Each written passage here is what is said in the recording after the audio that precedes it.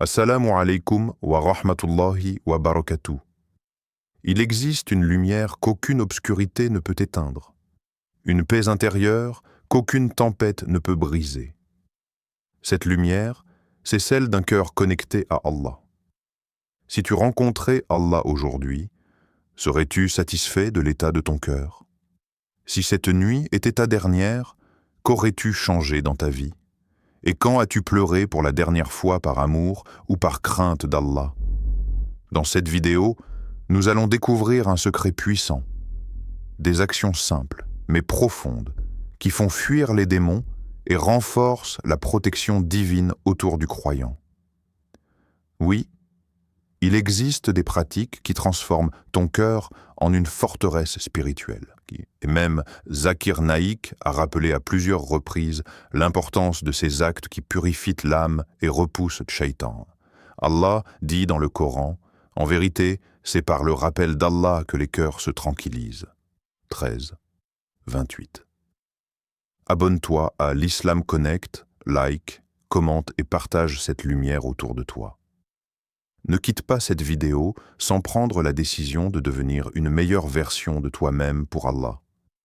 Si ton cœur a vibré en écoutant ces paroles, sache qu'Allah t'appelle vers quelque chose de plus grand.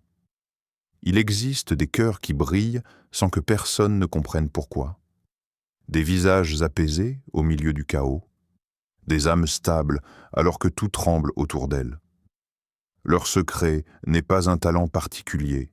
Ce n'est pas une force physique, c'est une connexion constante, un fil invisible entre le serviteur et son Seigneur. Ce fil s'appelle le dhikr.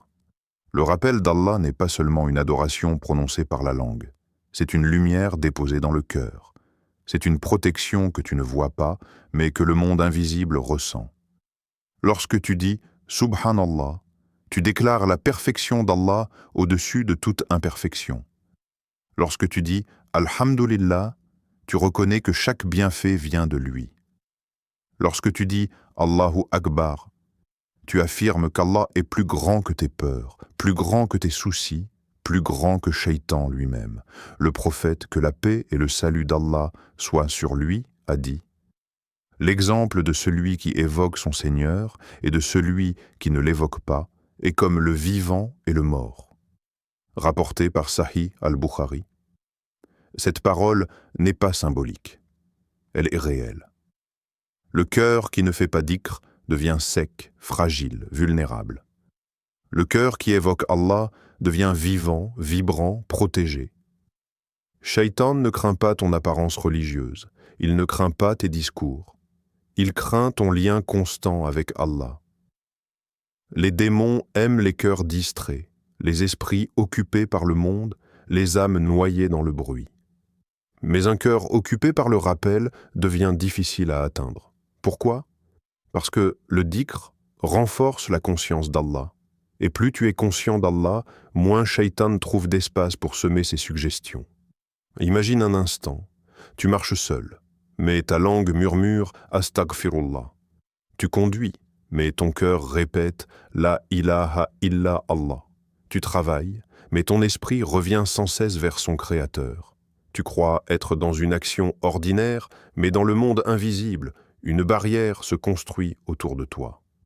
Une muraille que les démons n'aiment pas approcher. Allah dit dans le Coran, « Ô vous qui avez cru, évoquez Allah d'une façon abondante. » 33-41. Il ne dit pas occasionnellement, il ne dit pas seulement à la mosquée, il dit abondamment, parce que la constance transforme le cœur.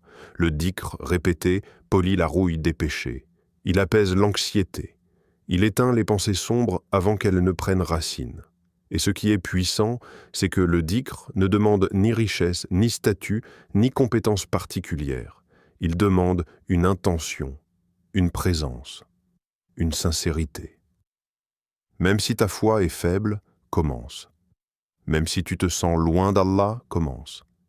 Le rappel n'est pas réservé aux parfaits, il est le chemin vers la purification.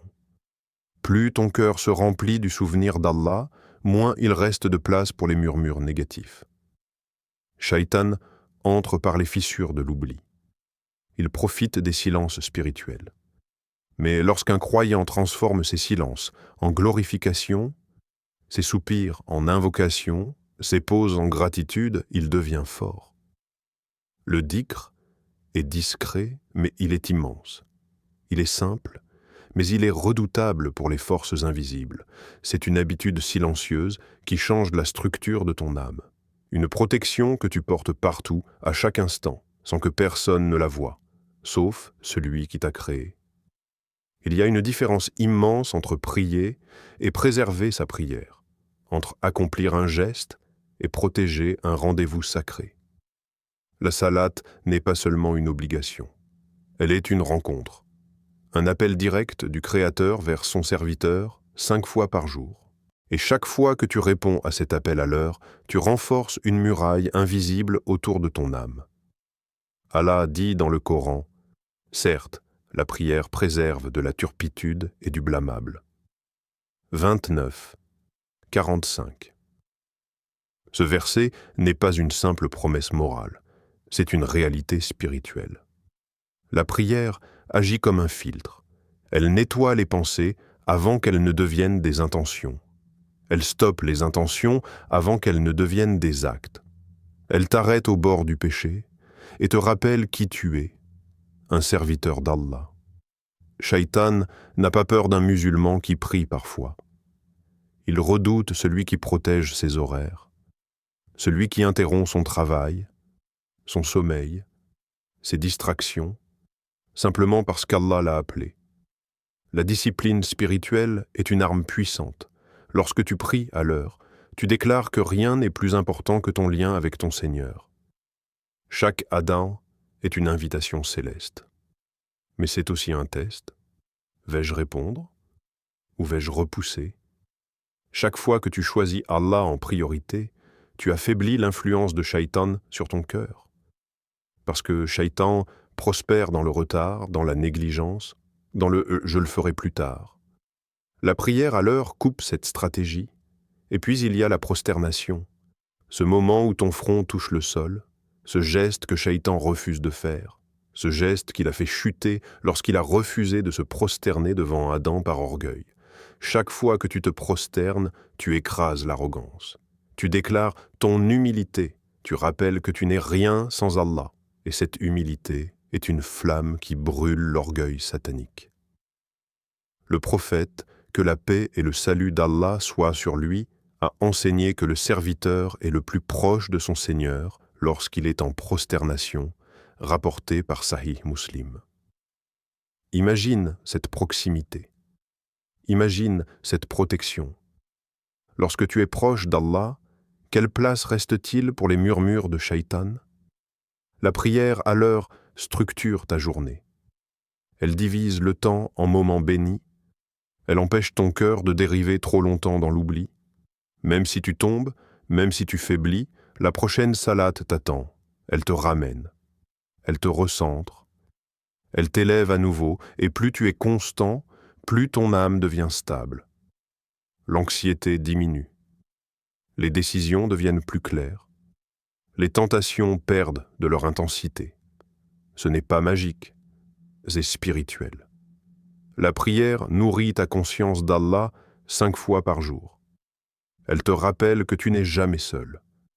Les démons aiment les cœurs désorganisés, les vies sans repère spirituel. Mais un croyant qui protège ses prières devient difficile à déséquilibrer. Il peut être testé, oui. Il peut être éprouvé, bien sûr. Mais il ne s'effondre pas facilement, parce que sa journée repose sur des piliers solides. La salat à l'heure est une forteresse quotidienne. Elle ne se voit pas, mais elle se ressent. Elle ne fait pas de bruit, mais elle transforme tout. Et chaque fois que tu réponds à l'appel d'Allah sans tarder, tu construis pierre après pierre une protection que même le monde invisible respecte. Il y a des maisons où l'on entre et l'on ressent immédiatement quelque chose. Une paix étrange, une douceur invisible, une sérénité qui ne s'explique pas par la décoration ni par le silence. Et il y a d'autres maisons, grandes et belles, mais lourdes, tendues, agitées. La différence ne se voit pas toujours. Elle s'entend, elle se lit, elle se récite. Le prophète, que la paix et le salut d'Allah soient sur lui, a dit « Ne faites pas de vos maisons des tombes. Shaitan fuit la maison dans laquelle la sourate Al-Baqarah était récitée. » Rapporté par Sahih Muslim. Regarde la force de cette parole. Une maison sans Coran est comparée à une tombe, silencieuse spirituellement, vide de lumière. Mais une maison où la parole d'Allah est récitée devient vivante, vibrante, protégée. Imagine un instant, tes murs entendent les versets, ton salon devient témoin du rappel d'Allah, ta chambre résonne du nom du Très-Haut. Dans le monde invisible, cela change tout. Shaitan ne supporte pas la lumière du Coran. Il ne supporte pas les versets qui rappellent la puissance d'Allah, sa miséricorde, son autorité absolue. La sourate Al-Baqarah en particulier est mentionnée pour sa force spirituelle. Elle contient des versets puissants comme Ayat al-Kursi, des rappels sur la foi, la patience, l'obéissance, la lutte contre les insufflations sataniques. Sa récitation régulière transforme l'atmosphère d'un foyer. Mais il ne s'agit pas seulement de réciter longuement. Même quelques versets par jour peuvent y changer l'ambiance spirituelle de ta maison. Quelques minutes après le Fajr. Quelques versets avant de dormir. Une lecture partagée en famille. Ce sont des actes simples, mais lourds de sens. Le Coran n'est pas un objet décoratif posé sur une étagère. Ce n'est pas un héritage que l'on respecte sans l'ouvrir. C'est une lumière vivante. Allah dit aux gens, une exhortation vous est venue de votre Seigneur, une guérison pour ce qu'il y a dans les poitrines, un guide et une miséricorde pour les croyants. 10:57. Guérison, guide, miséricorde. Ce sont des réalités. Le Coran apaise les tensions, il adoucit les cœurs, il réduit les conflits. Même lorsque les membres d'une famille traversent des difficultés, la récitation régulière crée une atmosphère différente. Les mots deviennent plus doux, les réactions moins impulsives, les cœurs plus patients. Les démons aiment les environnements bruyants, spirituellement vides. Musique excessive, disputes constantes, oubli d'Allah. Mais lorsqu'une maison résonne de la récitation, lorsqu'elle accueille la parole divine, elle devient un espace que Shaitan évite. Et ce n'est pas seulement une protection contre le mal invisible, c'est aussi une éducation pour les cœurs qui y vivent. Les enfants qui grandissent en entendant le Coran développent un attachement naturel à la foi. Les adultes trouvent dans ces versets un rappel constant de leur mission sur terre. Même si tu ne maîtrises pas parfaitement la récitation, commence. Même si tu lis lentement, continue. Chaque lettre est récompensée, chaque effort est vu par Allah, et chaque verset prononcé dans ta maison dépose une lumière que les anges aiment. Ta maison peut être un simple logement ou un refuge spirituel. Elle peut être un lieu de fatigue ou un lieu de ressourcement. Tout dépend de ce qui y résonne le plus. Lorsque le Coran devient une habitude dans ton foyer, tu n'invites pas seulement la bénédiction. Tu construis un espace où la paix s'installe durablement. Un lieu où la lumière repousse l'obscurité. Un lieu que même les forces invisibles respectent. Il existe des actions qui impressionnent les gens et d'autres qui élèvent auprès d'Allah. Parfois, ce sont les mêmes gestes. Parfois, ce sont des actes invisibles que personne ne remarque.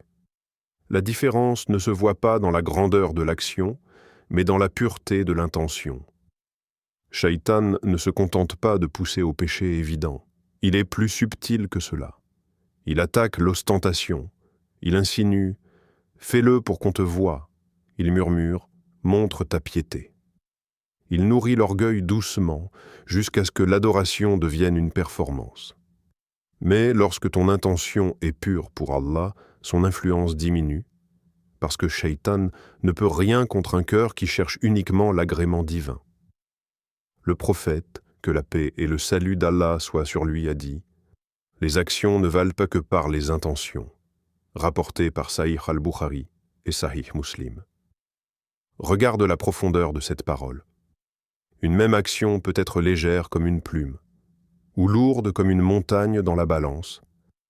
Deux personnes prient côte à côte. 2 personnes donnent en aumône, 2 personnes jeûnent. Extérieurement, tout semble identique, mais intérieurement, une différence immense peut exister. La sincérité, c'est agir même quand personne ne regarde. C'est continuer même quand il n'y a pas d'applaudissements. C'est préférer l'ombre du secret à la lumière des regards. Un cœur sincère est puissant. Pourquoi? Parce qu'il est stable. Il ne dépend pas de l'approbation humaine. Il ne s'effondre pas face à la critique. Il ne gonfle pas face aux compliments. Il reste centré sur une seule direction, Allah. Shaitan aime les cœurs divisés. Il aime quand l'intention est partagée entre Allah et l'image publique. Il aime quand le serviteur commence une bonne action, puis la corrompt par l'orgueil. Mais lorsqu'un croyant renouvelle son intention avant, pendant et après l'acte, il ferme la porte à ses insufflations. Même une petite action devient immense auprès d'Allah si elle est faite uniquement pour lui. Un sourire sincère. Une prière nocturne que personne ne connaît. Une aumône discrète. Un repentir silencieux à l'abri des regards. Ces actes construisent une force intérieure que Shaitan ne peut pas facilement pénétrer. La sincérité demande un combat intérieur constant. Parce que l'ego aime être vu, il aime être reconnu. Mais le croyant vigilant surveille son cœur. Il se pose des questions difficiles. Pourquoi je fais cela? Pour qui je le fais vraiment? Si personne ne me voyait, continuerais-je? Ce questionnement purifie. Il polit l'âme. Il rend l'adoration authentique. Et plus ton intention devient claire, plus ta relation avec Allah devient profonde. Tu ne pries plus pour paraître pieux. Tu pries parce que tu as besoin de lui. Tu ne donnes plus pour être reconnu. Tu donnes parce que tu sais que tout vient de lui. Tu ne parles plus de religion pour impressionner. Tu parles parce que ton cœur déborde. Les démons n'ont pas d'emprise durable sur un cœur qui agit dans le secret et la sincérité. Parce qu'un tel cœur ne cherche pas le monde. Il cherche l'au-delà. Et lorsqu'Allah voit la pureté d'une intention, il accorde une protection spéciale. La sincérité est invisible, mais elle change tout. Elle transforme les gestes ordinaires en actes extraordinaires. Elle transforme une vie simple en une vie immense auprès d'Allah. Et c'est précisément cette pureté intérieure que Shaitan redoute le plus. Il n'existe aucun être humain sans faute, aucun cœur sans faiblesse, aucun parcours sans chute. La différence n'est pas dans l'absence d'erreur, mais dans la manière de se relever. Ce qui distingue le croyant fort du croyant négligent, ce n'est pas qu'il ne tombe jamais, c'est qu'il revient, encore et encore. Il refuse de rester au sol. Le repentir est une porte qu'Allah a laissée ouverte jusqu'à notre dernier souffle. Une porte que Shaitan espère que tu oublieras. Car tant que tu te repens, il ne gagne pas. Allah dit, Allah aime ceux qui se repentent et ceux qui se purifient. 2:222. Regarde la beauté de ce verset. Il ne dit pas seulement qu'il accepte le repentir. Il dit qu'il aime ceux qui se repentent. Cela signifie que le retour vers Allah n'est pas un acte de honte permanente. C'est un acte d'honneur. C'est une preuve de foi vivante. Shaitan a une stratégie claire. Il pousse au péché, puis il pousse au désespoir. Il murmure d'abord « ce n'est pas grave ». Puis, après la faute, « tu es trop loin pour revenir ». Mais le croyant conscient comprend cette ruse. Il sait que le vrai danger n'est pas le péché en lui-même. Le vrai danger, c'est de ne pas revenir vers Allah. Chaque fois que tu dis « Astaghfirullah » avec sincérité, tu fermes une porte que Shaitan avait entr'ouverte. Chaque larme versée dans le secret affaiblit son influence. Chaque regret authentique restaure une lumière que le péché avait assombrie. Le prophète, que la paix et le salut d'Allah soient sur lui, a enseigné que tous les fils d'Adam commettent des fautes, et les meilleurs d'entre eux sont ceux qui se repentent, rapporté par Sunan al-Tirmidhi. Cela change tout.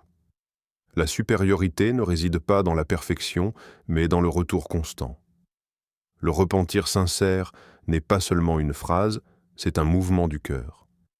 C'est reconnaître son erreur, regretter profondément, décider d'arrêter et demander à Allah la force de ne pas recommencer. Ce processus purifie l'âme, il enlève la lourdeur, il apaise la conscience. Un cœur qui se repent régulièrement ne laisse pas les péchés s'accumuler. Il ne laisse pas les fissures devenir des brèches. Il nettoie avant que la rouille ne s'installe. Et plus tu te repens rapidement, plus ton cœur reste lumineux. Il y a une force immense dans l'humilité du repentir. Lorsque tu lèves les mains la nuit et que tu admets ta faiblesse, tu déclares indirectement la grandeur d'Allah. Tu reconnais que tu as besoin de lui. Et cette dépendance sincère est une protection. Un musulman qui revient constamment vers Allah devient imprenable spirituellement. Pourquoi ? Parce que Shaitan ne peut pas garder prisonnier quelqu'un qui s'échappe à chaque fois. Il ne peut pas enchaîner un cœur qui court vers son Seigneur dès qu'il trébuche. Le repentir transforme les chutes en élévation. Il transforme les erreurs en leçons. Il transforme la culpabilité en rapprochement. Et plus tu prends l'habitude de revenir rapidement, moins Shaitan trouve d'espace pour s'installer. Ne laisse jamais le désespoir s'installer dans ton cœur. Tant que tu respires, la porte est ouverte. Tant que ton cœur regrette, la lumière peut revenir. Et chaque retour sincère vers Allah est une victoire invisible, une porte fermée face à Shaitan et une preuve que ton cœur est encore vivant. Aujourd'hui, nous avons compris une chose essentielle. La protection contre les démons ne vient pas de rituels compliqués, mais d'une relation sincère et constante avec Allah. Le dhikr, la prière à l'heure, la récitation du Coran, la sincérité des intentions et le repentir régulier transforment ton cœur en une forteresse. Ce ne sont pas des actes extraordinaires. Ce sont des habitudes quotidiennes. Mais répétées avec foi, elles changent ton destin spirituel. Rappelle-toi, Shaitan ne craint pas les mots, il craint la constance. Il ne craint pas les apparences, il craint la sincérité. Il ne craint pas les discours, il craint les cœurs connectés à Allah. Si cette vidéo t'a touché, abonne-toi à l'Islam Connect. Partage cette lumière autour de toi et laisse un commentaire pour renforcer cette communauté de foi. Merci d'avoir ouvert ton cœur à cette parole. Que la paix d'Allah t'accompagne dans chaque pas que tu fais. Allah dit, ô mes serviteurs qui avez commis des excès contre vous-mêmes, ne désespérez pas de la miséricorde d'Allah. Certes, Allah pardonne tous les péchés. 39, 53. Peu importe ton passé, peu importe tes erreurs. Tant que ton cœur bat, la porte du retour est ouverte. Qu'Allah purifie nos cœurs, éloigne de nous les tentations visibles et invisibles, et fasse de nous des serviteurs sincères. Amen.